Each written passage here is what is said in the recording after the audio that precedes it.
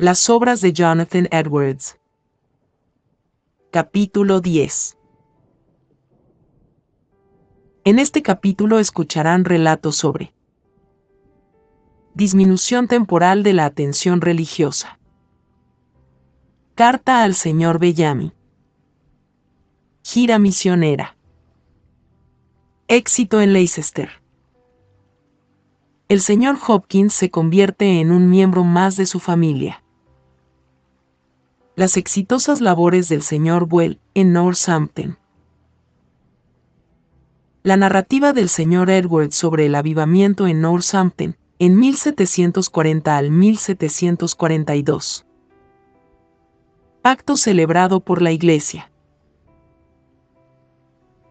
Durante unos 3 meses, o de noviembre a enero, hubo una evidente disminución en la atención a la religión en Northampton, y aunque hubo casos de conversión, de vez en cuando, durante el invierno, fueron menos frecuentes que antes. El Sr. Edwards alude a este hecho en la siguiente carta al Sr. Bellamy, de Bethlehem. A continuación, la carta mencionada. Northampton, 21 de enero de 1742. Reverendo y querido Señor, recibí tu carta del 11 de enero, por lo que te agradezco.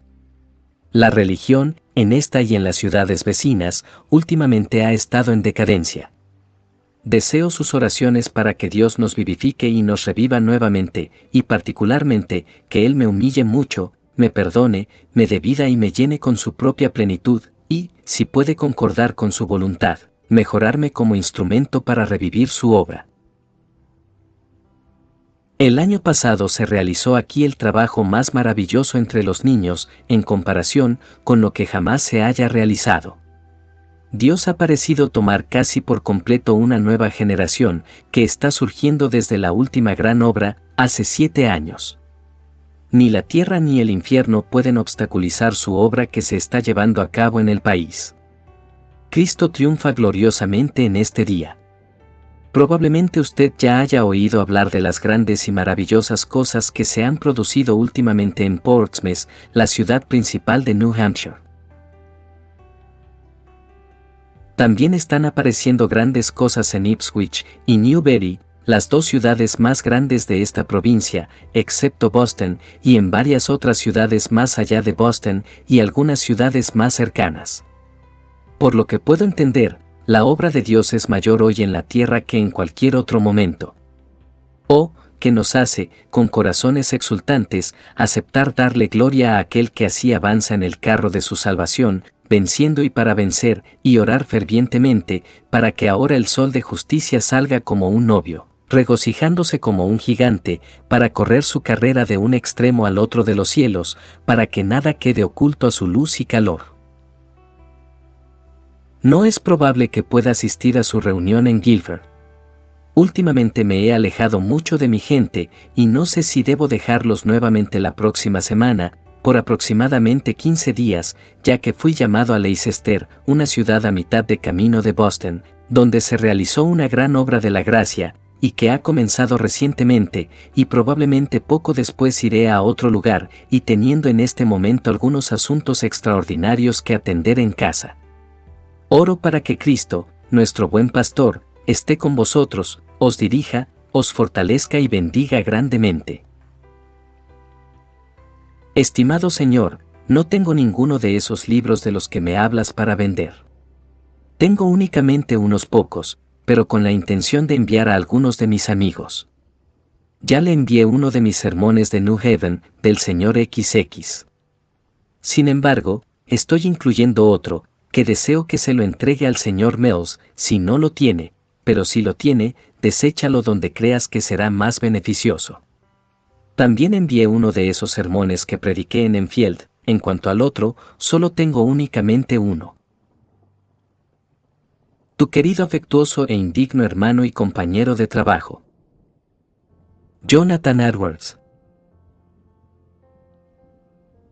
La ausencia de su pueblo, a la que se alude en la carta anterior, se produjo como consecuencia de una gira misionera de cierta duración en los 2 meses anteriores, durante el cual visitó varios lugares a los que había sido invitado, como consecuencia de una inusual atención a la religión allí, entre la gente. Su propia congregación, admitiendo fácilmente que, en ese momento, había un llamado más fuerte para sus servicios en esos lugares que en Northampton, consintió, en el verdadero espíritu de benevolencia cristiana, que escuchara estos llamados de la providencia y vaya a otros campos de trabajo. Al hacerlo, pronto encontraron el cumplimiento de la promesa de que el que riega, él mismo será regado. El lunes, 25 de enero, el señor Edwards partió hacia Leicester y permaneció allí varias semanas, predicando con notable éxito. El resurgimiento de la religión invadió casi de inmediato a toda la congregación y se creía que un gran número de personas eran objeto de una esperanzada conversión. El miércoles, 27 de enero, el señor Well, un compañero de clase del señor Hopkins, quien, aunque dejó la universidad en septiembre anterior, ya había estado predicando durante algún tiempo y se había ganado la reputación de ser un predicador extraordinariamente comprometido y animado. Vino a Northampton para predicar durante la ausencia del señor Edwards. Inmediatamente la obra de gracia, que durante un tiempo había decaído, se llevó a cabo de nuevo con mayor poder que antes. En la iglesia se despertaba un alto grado de sentimiento religioso, y entre la congregación se presenció ampliamente una atención solemne y ansiosa por la salvación del alma, y, poco después del regreso del señor Edwards, la obra de convicción y conversión siguió adelante con renovado éxito. A continuación, escucharán la narración escrita por el señor Hopkins donde alude a estos acontecimientos. En el mes de diciembre, una vez provisto de un caballo, partí hacia Northampton con miras a vivir con el señor Edwards, donde yo era un completo extraño. Cuando llegué allí, el señor Edwards no estaba en casa, pero la señora Edwards y la familia me recibieron con gran amabilidad y me animaron a vivir allí durante el invierno. El señor Edwards estuvo ausente en una gira de predicación, la gente en general estaba muy atenta a la religión y la predicación, la cual tuvo efectos notables en la convicción y supuesta conversión de multitudes. Estaba muy triste, y la mayor parte del tiempo estaba retirado en mi habitación. Después de unos días, la señora Edwards entró a mi habitación y dijo que como ahora yo me convertía en miembro de la familia por una temporada, ella se sintió interesada en mi bienestar. Y al observar que yo parecía sombrío y abatido, esperó que yo no pensara que se había entrometido, deseando saber y preguntándome cuál era la ocasión o con ese propósito. Le dije que me agradaba la libertad que utilizaba, que la ocasión de la aparición que ella mencionó era el estado en el que me consideraba. Me encontraba en un estado sin Cristo y sin gracia, y había estado bajo cierto grado de convicción y preocupación por mí mismo durante varios meses, y no obtuve alivio, y mi caso, en lugar de mejorar, parecía empeorar.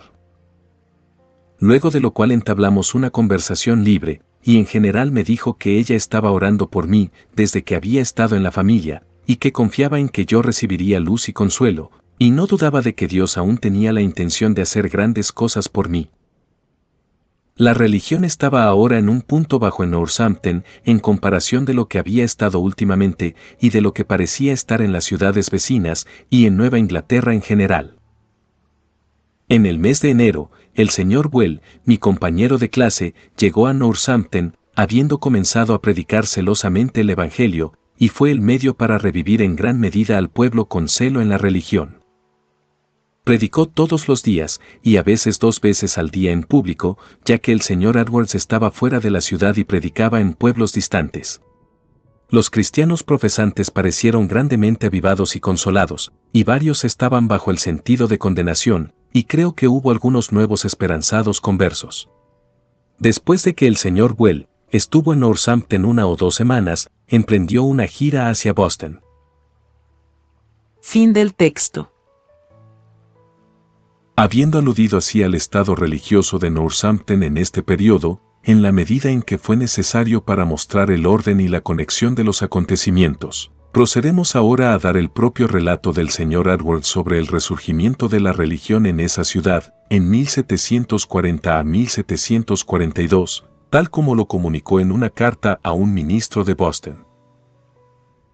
A continuación, la carta mencionada.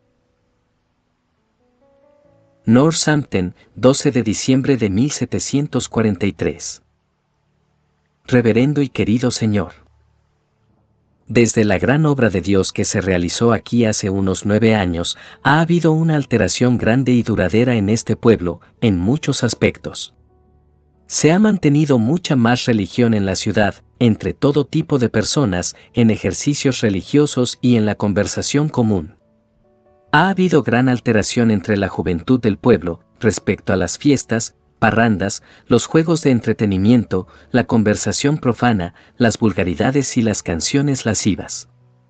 También ha habido una gran alteración, tanto entre los viejos como entre los jóvenes, con respecto a la frecuentación de las tabernas. Supongo que la ciudad no ha estado tan libre de vicios en estos aspectos, durante mucho tiempo, durante 60 años, como lo ha estado estos 9 años atrás. Ha habido también una alteración evidente, respecto al espíritu caritativo hacia los pobres, aunque creo que con respecto a esto, nosotros en este pueblo, así como la tierra en general, estamos muy lejos de las reglas del Evangelio. Y aunque después de ese gran trabajo de hace 9 años atrás, hubo una lamentable disminución de los afectos religiosos y del compromiso del espíritu de la gente con la religión.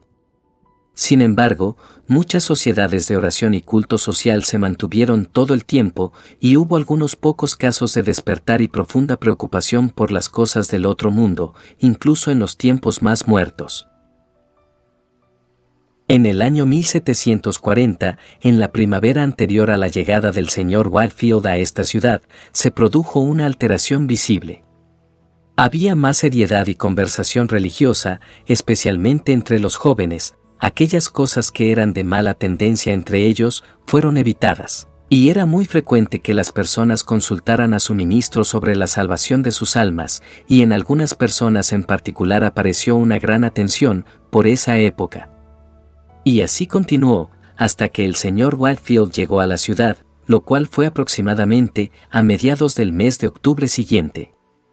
Predicó aquí 4 sermones en la casa de reuniones, además de una conferencia privada en mi casa, uno el viernes, otro el sábado, y 2 en el Sabbat. La congregación estaba extraordinariamente conmovida por cada sermón, casi toda la asamblea estuvo llorando durante gran parte del tiempo del sermón. Los sermones del señor Whitefield se adaptaban a las circunstancias de la ciudad, que contiene una reprensión justa de nuestros retrocesos, y de la manera más conmovedora haciendo uso de nuestras grandes profesiones y grandes misericordias como argumentos con nosotros para regresar a Dios, de quien nos habíamos apartado. Inmediatamente después de esto, las mentes del pueblo en general parecieron más comprometidas con la religión, mostrando una mayor disposición a hacer de la religión el tema de su conversación, a reunirse con frecuencia con fines religiosos y a aprovechar todas las oportunidades para escuchar la palabra predicada. Al principio, el avivamiento apareció principalmente entre los profesores y entre aquellos que habían albergado la esperanza de estar en un estado de salvación, a quienes se dirigió principalmente el señor Whitefield. Pero en muy poco tiempo apareció un despertar y una profunda preocupación entre algunos jóvenes que se veían en un estado sin Cristo, y hubo algunas apariciones esperanzadoras de conversión, y algunos maestros fueron grandemente avivados. En aproximadamente un mes o 6 semanas, hubo gran atención en la ciudad, tanto en cuanto al resurgimiento de los maestros como al despertar de otros. A mediados de diciembre apareció una considerable obra de Dios entre los que eran muy jóvenes, y el resurgimiento de la religión continuó aumentando, de modo que en la primavera un compromiso espiritual sobre las cosas de la religión se estaba volviendo muy general entre los jóvenes y los niños, y los temas religiosos ocupaban casi por completo sus conversaciones cuando estaban juntos. En el mes de mayo de 1741 se predicó un sermón a una compañía, en una casa particular. Cerca del final del discurso, 1 o 2 personas, que eran maestros, quedaron tan afectados por el sentimiento de la grandeza y gloria de las cosas divinas y de la infinita importancia de las cosas de la eternidad, que no pudieron ocultarlo. el afecto de sus mentes superando sus fuerzas y teniendo un efecto muy visible en sus cuerpos. Cuando terminaron los ejercicios, los jóvenes que estaban presentes se trasladaron a la otra sala para la conferencia religiosa, y particularmente para que tuvieran la oportunidad de preguntar a aquellos que se vieron afectados de esta manera, qué temores tenían y qué cosas eran las que impresionaban tan profundamente sus mentes. Y pronto se produjo un efecto muy grande en su conversación, el cariño se propagó rápidamente por toda la habitación. Muchos de los jóvenes y niños que eran maestros parecían embargados por el sentimiento de la grandeza y gloria de las cosas divinas, y por la admiración, el amor, la alegría, la alabanza y la compasión hacia los demás, que se miraban a sí mismos como en un estado de condenación natural. Muchos otros al mismo tiempo se sintieron abrumados por la angustia por su estado y condición miserablemente pecaminosa, de modo que toda la habitación se llenó de nada más que gritos, desmayos y cosas por el estilo. Otros pronto se enteraron de ello en varias partes de la ciudad y acudieron a ellos, y lo que allí vieron y oyeron, les fue afectando mucho, de manera que muchos de ellos fueron vencidos de igual manera, y así continuó por algunas horas.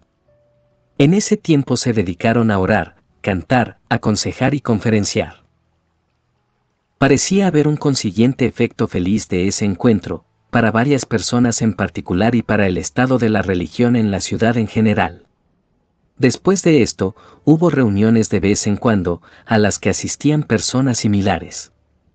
Pero poco después, al concluir los ejercicios públicos del sábado, designé a los niños menores de 7 años de edad para que fueran del centro de reuniones a una casa vecina, para poder allí hacer cumplir aún más lo que ellos habían hecho.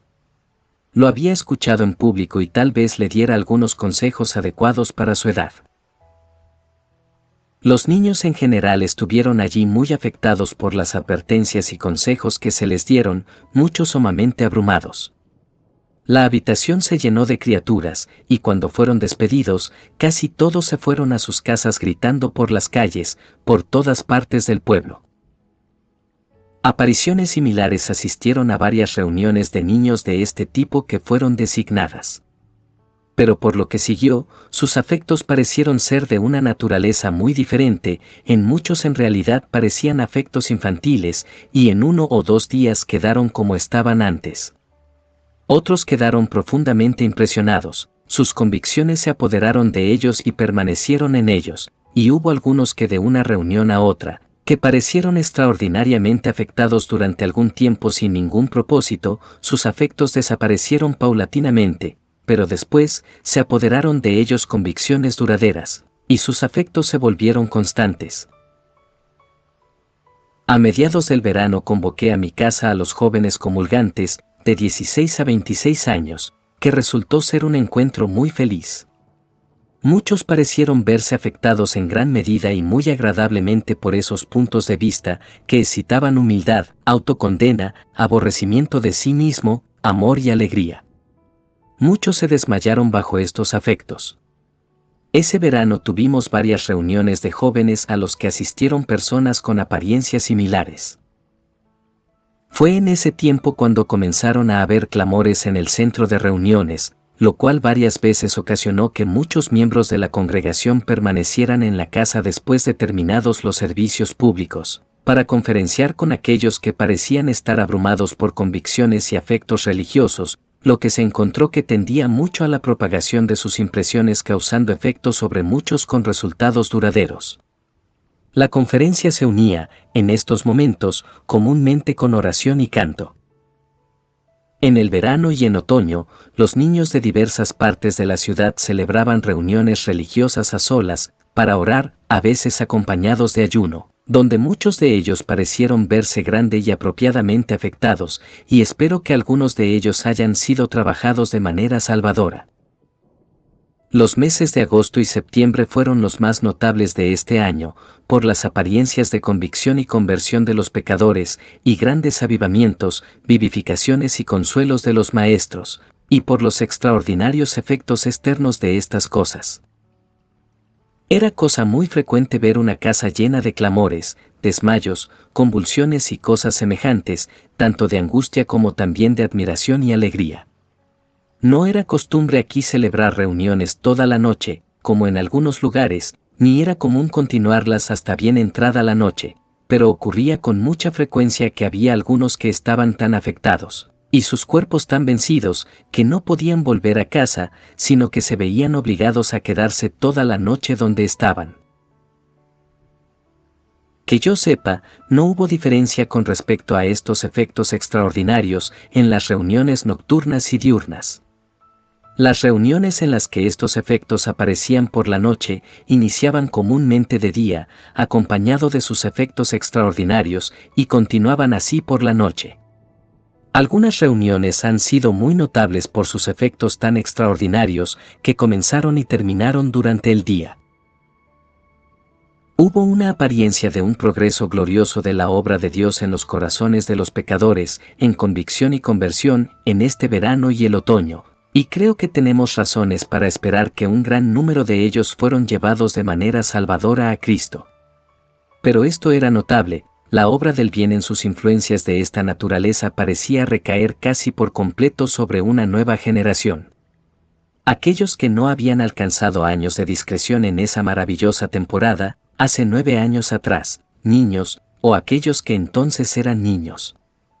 Otros, que tenían y disfrutaron de esa gloriosa oportunidad anterior, sin ninguna apariencia de beneficio salvador, ahora parecían ser pasados por alto casi por completo y dejados en paz. Pero ahora teníamos el trabajo más maravilloso entre niños que jamás se haya realizado en Northampton. El anterior derramamiento del Espíritu fue notable por sus influencias sobre las mentes de los niños, más allá de todo lo que jamás había existido antes, pero esto superó con creces eso.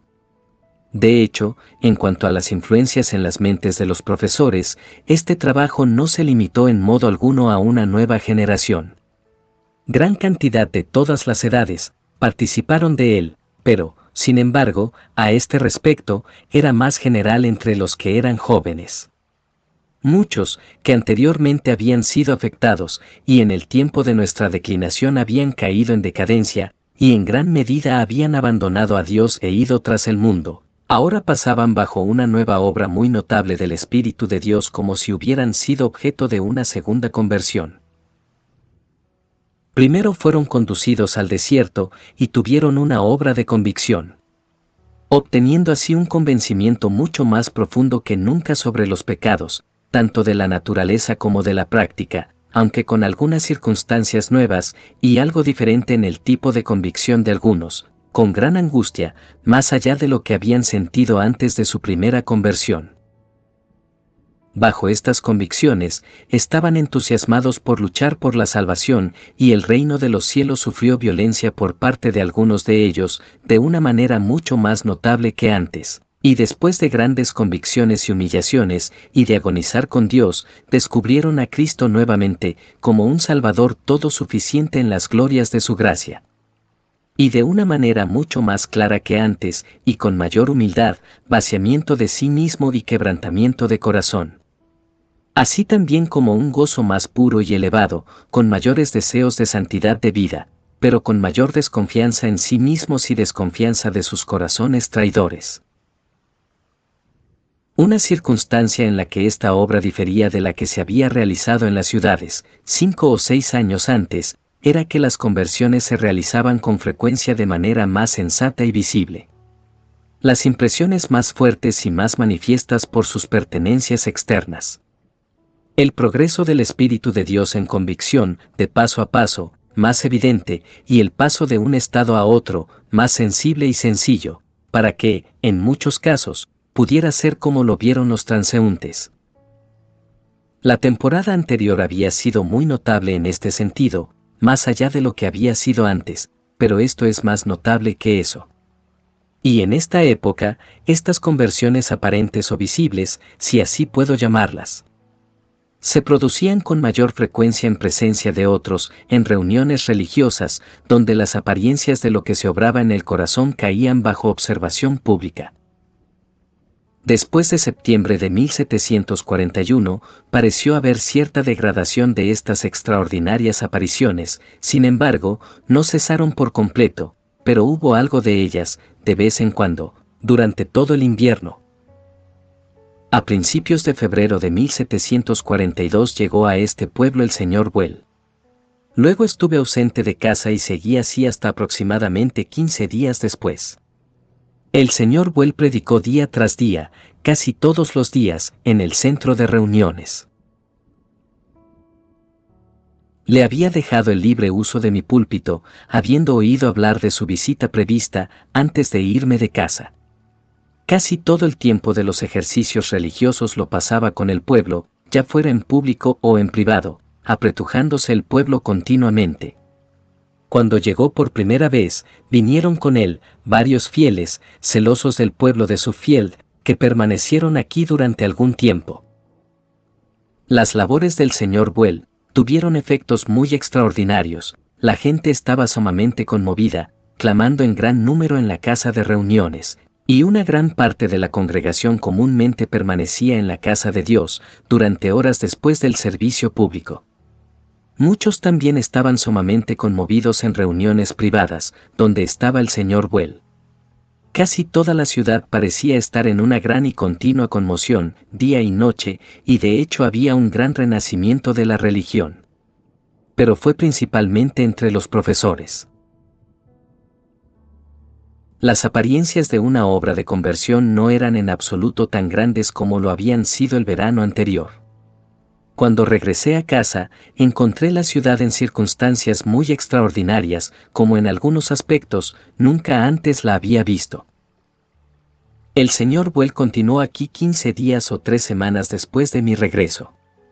Todavía había grandes apariciones asistiendo a sus labores, muchos en sus afectos religiosos se elevaron mucho más allá de lo que habían sido antes. Y hubo algunos casos de personas que yacían en una especie de trance, permaneciendo tal vez durante 24 horas enteras inmóviles y con los sentidos bloqueados, pero mientras tanto, bajo fuertes imaginaciones, como si fueran al cielo y tuvieran allí una visión de objetos gloriosos y deliciosos. Sin embargo, cuando el pueblo fue elevado a esta altura, Satanás tomó ventaja y su interposición, en muchos casos, pronto se hizo muy evidente, y se consideró necesario mucha precaución y esfuerzos para impedir que el pueblo, muchos de ellos perdieran la razón.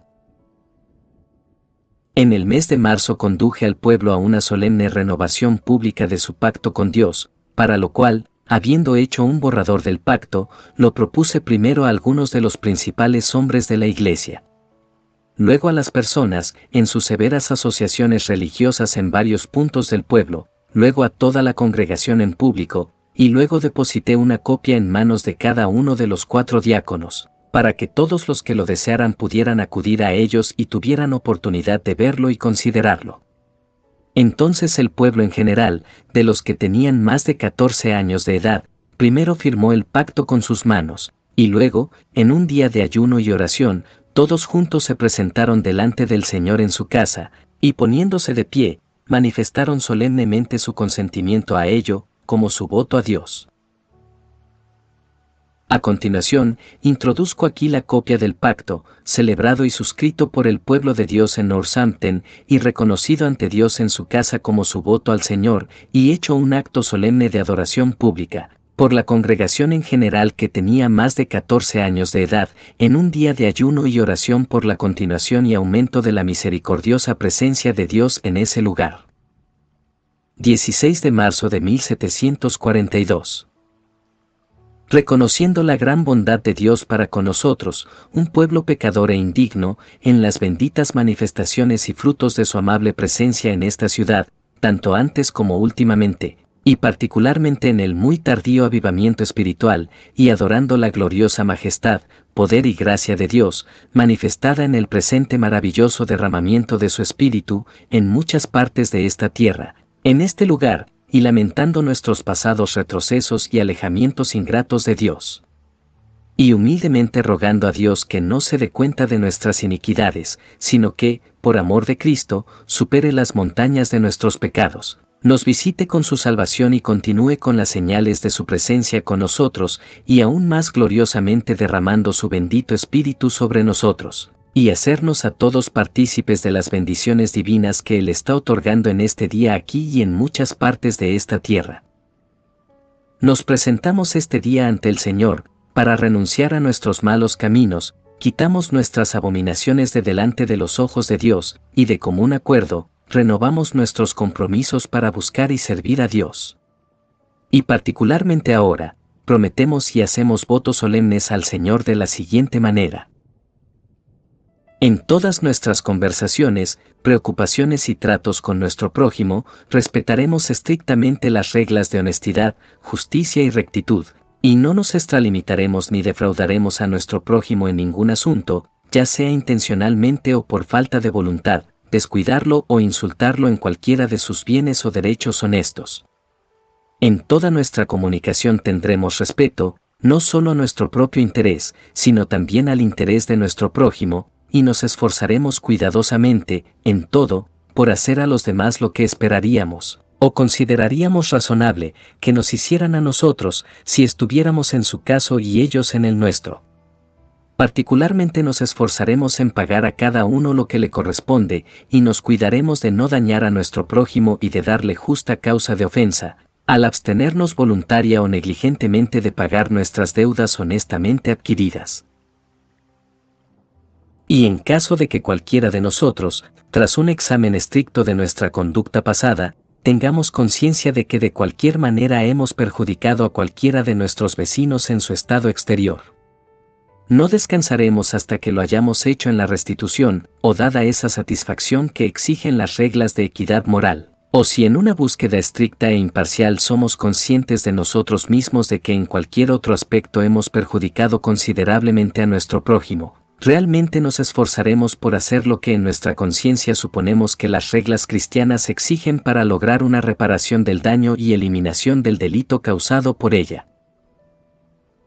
Y además prometemos que no nos permitiremos calumniar, y que tendremos mucho cuidado con nosotros mismos para evitar toda violación de esas reglas cristianas, citadas en Tito 3:2, que dice, no hables mal de nadie, y Santiago 4:11, que dice, hermanos, no habléis mal unos de otros, y 2 de Corintios 7:20, que dice, no haya contiendas, ni calumnias, ni murmuraciones.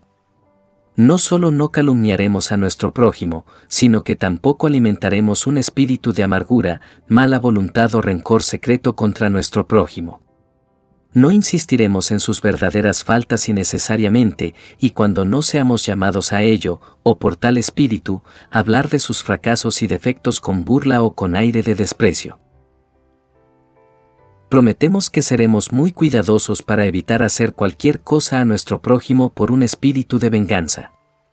Y que tendremos mucho cuidado de no hacer, por interés privado o por nuestro propio honor, o para mantenernos en contra de los de un partido contrario, o para obtener nuestras voluntades, o para promover cualquier designio en oposición a otros, aquellas cosas de las que nosotros, en la consideración más imparcial de lo que somos capaces, podemos pensar en nuestras conciencias que tenderán a herir la religión y los intereses del reino de Cristo.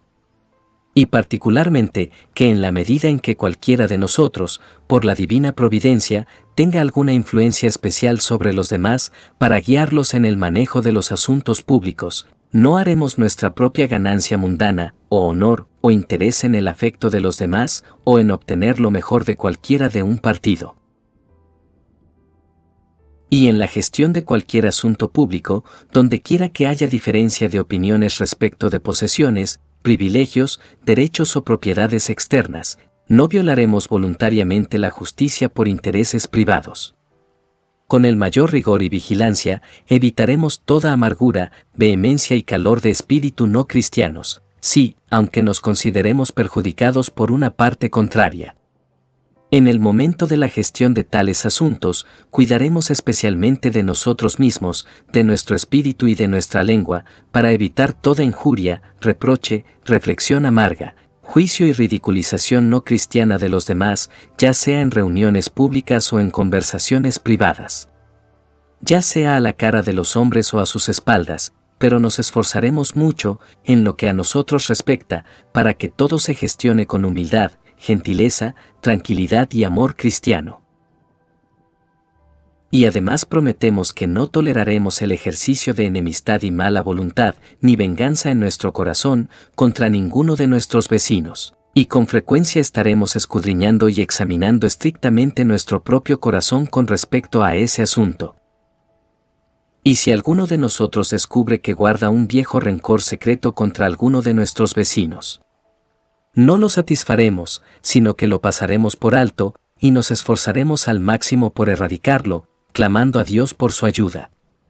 Prometemos que haremos nuestro verdadero y fiel esfuerzo, en nuestros lugares, para que no se mantenga entre nosotros un espíritu de partido, sino que cese por completo, para que en el futuro todos seamos uno, unidos en una paz imperturbable y en un amor sincero. Y aquellos de nosotros que estamos en la juventud, prometemos no permitirnos nunca ninguna diversión o pasatiempo, en reuniones o compañías de jóvenes, con los que en nuestra conciencia, tras una seria consideración, juzguemos que no es bueno concordar con ellos, o pecaminosamente tendería a obstaculizar el espíritu más devoto y comprometido en la religión. O que en algún caso indisponga la mente para esa asistencia devota y provechosa a los deberes cristianos, es decir, la oración privada, que es la más agradable a la voluntad de Dios. O que nosotros, en nuestro juicio más imparcial, podamos pensar en lo que tiende a robarle a Dios ese honor que Él espera, mediante nuestra asistencia seria y ordenada al culto familiar. Además, también prometemos que evitaremos estrictamente toda libertad y familiaridad en compañía que tiendan a despertar o satisfacer una lujuria lasciva, que en nuestra conciencia no podemos pensar que serán aprobados por el ojo infinitamente puro y santo de Dios. O que podamos pensar, en una consideración seria e imparcial, que deberíamos tener miedo de practicar, si esperáramos presentarnos en unas pocas horas ante ese Dios santo, para darle cuentas de nosotros mismos, por temor a ser condenados por Él, como ilícito e impuro. También prometemos, con gran vigilancia, realizar deberes relativos, requeridos por las reglas cristianas, en las familias a las que pertenecemos, según nuestra relación respectivamente, con padres e hijos, esposos y esposas, hermanos y hermanas, amos o amas y sirvientes. Y ahora nos presentamos ante Dios, dependiendo de la gracia y la asistencia divina, para dedicar solemnemente toda nuestra vida, para gastarla laboriosamente en los asuntos de la religión, haciéndolo siempre nuestro mayor negocio, sin retroceder en esa forma de vivir, sin escuchar las solicitudes de nuestra pereza y otras inclinaciones corruptas o las tentaciones del mundo que tienden a alejarnos de él. Particularmente, no abusaremos de la esperanza u opinión que cualquiera de nosotros pueda tener de estar interesados en Cristo, para permitirnos la pereza o ceder más fácilmente a las solicitudes de cualquier inclinación pecaminosa, sino que correremos con perseverancia la carrera que tenemos por delante, y nos ocuparemos en nuestra propia salvación con temor y temblor. Debido a que somos conscientes de que el cumplimiento de estos votos solemnes puede ser, en muchos casos, muy contrario a nuestras inclinaciones corruptas e intereses carnales, ahora nos presentamos ante Dios para entregarle todo a Él y hacer un sacrificio de toda inclinación e interés carnal, al gran negocio de la religión y al interés de nuestras almas. Siendo conscientes de nuestra debilidad y del engaño de nuestro propio corazón, y de nuestra propensión a olvidar nuestros votos más solemnes y perder nuestras resoluciones, prometemos examinarnos estrictamente con frecuencia mediante estas promesas, especialmente antes del sacramento de la Cena del Señor. Rogamos a Dios que, por amor de Cristo, nos impida disimular perversamente estos votos solemnes, y, que el que escudriña nuestros corazones y reflexiona sobre el camino de nuestros pies, de vez en cuando nos ayude a probarnos a nosotros mismos mediante este pacto, y nos ayude a guardar el pacto con Él, y no dejarnos con nuestras propias necedades, corazones malvados y traicioneros. Estas han sido las palabras del pacto celebrado y suscrito por el pueblo de Dios en Northampton. A principios del verano de 1742, parecía haber una degradación de la vivacidad de los afectos religiosos de la gente. Sin embargo, muchos se encontraban a menudo a gran altura. En el otoño y el invierno siguientes hubo a veces apariciones extraordinarias.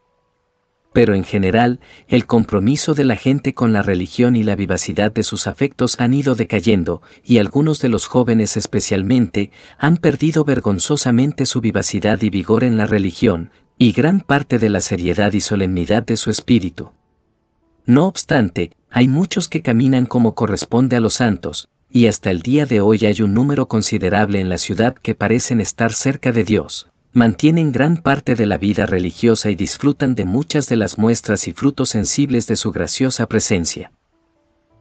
Con respecto a la última temporada de avivamiento de la religión entre nosotros durante los últimos 3 o 4 años, se ha observado que en la primera parte, en los años 1740 y 1741, la obra parecía ser mucho más pura, con menos de una mezcla corrupta que en el anterior gran derramamiento del Espíritu, en el año 1735 y 1736.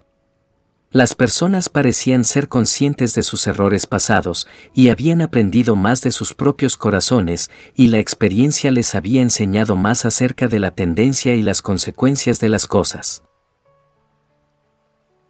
Ahora estaban mejor protegidos, y sus afectos no solo eran más fuertes, sino que también estaban atendidos con mayor solemnidad, mayor humildad y desconfianza en sí mismos, y mayor compromiso con una vida santa y perseverante.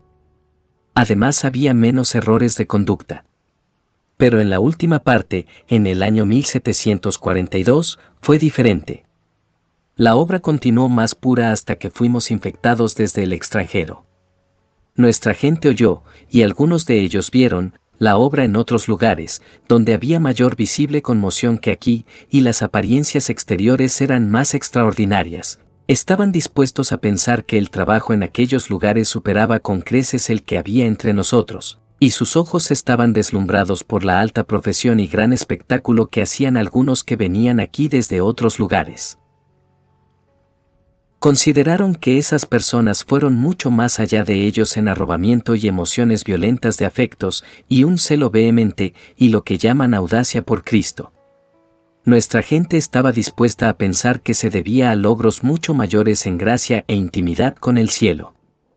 Se veían poco a sus propios ojos, en comparación con ellos, y estaban listos para someterse a ellos y rendirse a su conducta, dando por sentado que todo lo que decían y hacían estaba bien.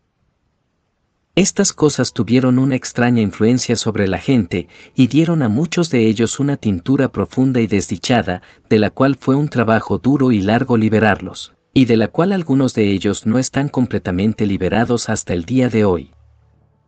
Los efectos y consecuencias de las cosas entre nosotros muestran claramente lo siguiente, a saber, que el grado de gracia de ninguna manera debe ser juzgado por el grado de alegría o el grado de celo, y que de hecho no podemos determinar en absoluto por estas cosas quiénes son misericordiosos y quiénes no, y que no es el grado de los afectos religiosos, sino la naturaleza de los mismos, lo que debe examinarse principalmente.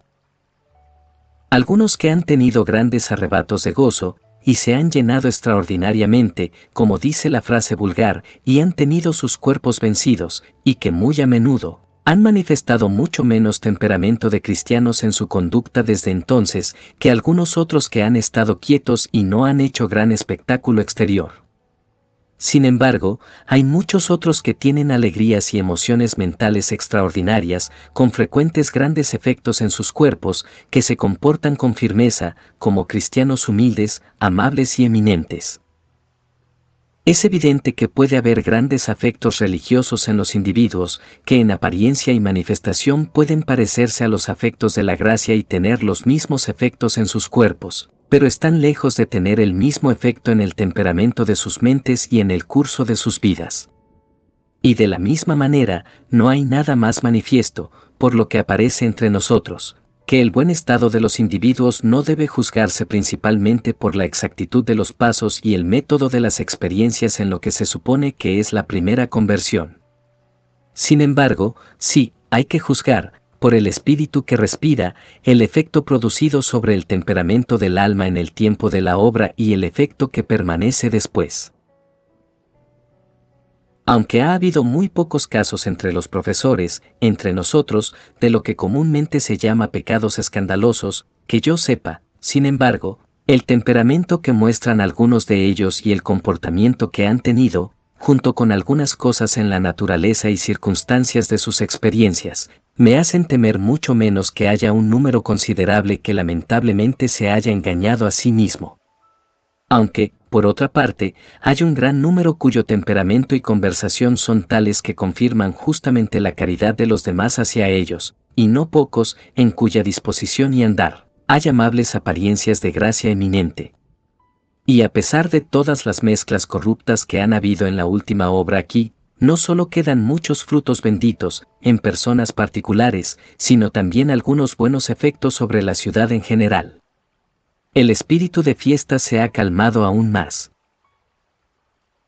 Supongo que en los últimos 3 o 4 años ha habido menos aparición de esa división de la ciudad en dos partidos, que durante mucho tiempo ha sido nuestra perdición, que en cualquier otro momento durante los 30 años anteriores, y la gente aparentemente ha tenido mucha más cautela y un mayor cuidado en su espíritu y en su lengua, para evitar acaloradas contiendas anticristianas, en las reuniones municipales y en otras ocasiones. Es algo de lo que debemos regocijarnos mucho, de que muy recientemente el pueblo llegó a un acuerdo y a una cuestión final con respecto a su gran controversia relacionada con sus tierras comunes, que ha sido, por encima de cualquier otra cosa en particular, fuente de prejuicios, celos y debates mutuos durante los últimos 15 o 16 años. El pueblo también parece ser mucho más sensible al peligro de descansar en viejas experiencias o de lo que fueron sujetos en su supuesta primera conversión, y estar más plenamente convencidos de la necesidad de olvidar las cosas que quedan atrás y seguir adelante y mantener un trabajo ferviente de vigilancia y oración mientras vivan. Soy yo, reverendo señor, tu amigo y hermano, Jonathan Edwards. Fin del capítulo 10.